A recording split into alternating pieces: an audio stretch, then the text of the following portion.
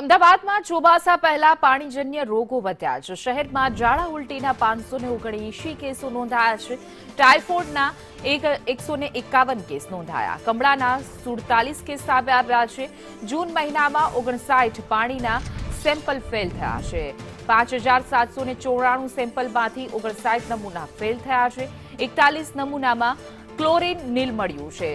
તો ફોકિંગ ડ્રાઈવ અને મેલેરિયા કેસો અટકાવવા કામગીરી કરવામાં આવી રહી છે। ચોમાસા પહેલા જ પાણીજન્ય રોગચાળો વકર્યો છે। ઝાડા ઉલટીના કેસમાં સતત વધારો થઈ રહ્યો છે।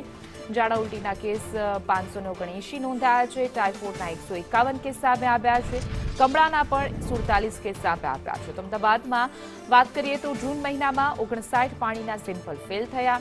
5794 સેમ્પલ લેવામાં આવ્યા હતા, જેમાંથી 59 નમૂના ફેલ થયા છે। સતત રોગચાળામાં વધારો થઈ રહ્યો છે।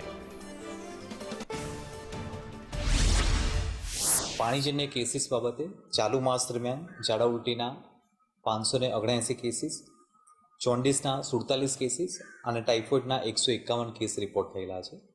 હાલમાં પોલ્યુશન બાબતે જે વિસ્તારમાંથી પોલ્યુશનને લગતી કોઈ કમ્પ્લેન CCRSમાં રજીસ્ટર થાય છે, આ તમામ જગ્યાએ પાણીના સેમ્પલ લેવાની કામગીરી, ક્લોરીન ટેસ્ટ કરવાની કામગીરી કરવામાં આવી રહી છે। આવનારી સિઝન, ચોમાસાની સિઝન અંતર્ગત ઘરે ઘરે જંતુનાશક દવાનો છંટકાવ કરવાની કામગીરી, ફોગિંગની કામગીરી, તદુપરાંત કોઈ પણ કેસ જો પોઝિટિવ આવે, મલેરિયા છે, ડેન્ગ્યુનો કોઈ કેસ આવે તો તે ઘરે જઈને પ્રિવેન્ટિવ મેઝર્સ લેવાની કામગીરી પણ અત્યારે હાથ ધરવામાં આવેલી છે।